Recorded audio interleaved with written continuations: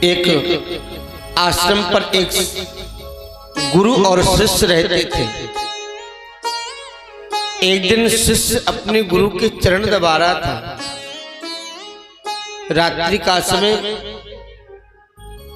सोचा गुरुजी थक गए हैं, चलो मैं घंटे 2 घंटे सेवा कर देता हूं। सेवा करने के लिए गया।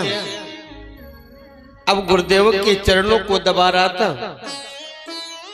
गुरुदेव ने नेत्र बंद कर लिए।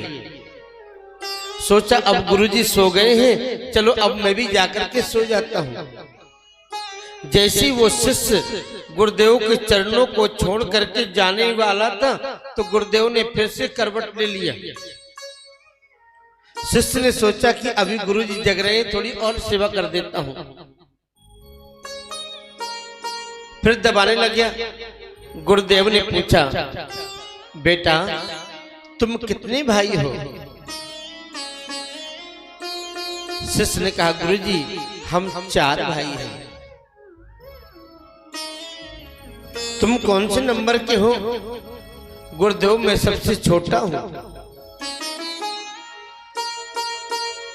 अब पैर दबाता रहा बेचारा। थोड़ी देर के बाद में गुरुदेव की फिर नींद लग गई। और जैसी नींद लगी, शिष्य ने सोचा अब गुरुजी सो गए हैं, अब मैं जाकर के सो जाता हूं।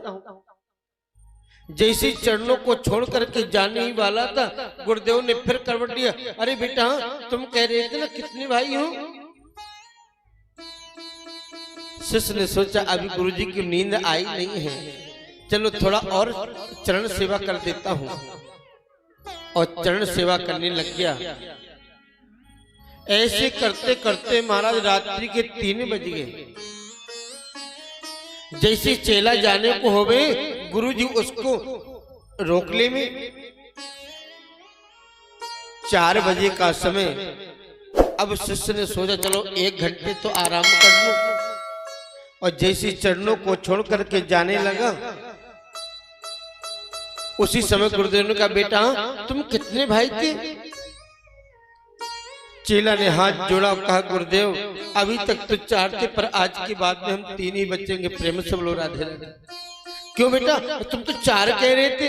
बोले 4 इसलिए कह रहे थे कि हम अपनी भी गिनती गिन रहे थे, पर जहां आप जैसा गुरु मिल जाए तो हमारा तो राम नाम सत्य हो ही जाएगा। अपने सुख के लिए बेचारे को सोने नहीं दिया। अब ऐसे कोई संत होता है क्या? संत वो होता है जो दूसरों को कभी कष्ट ना देवे।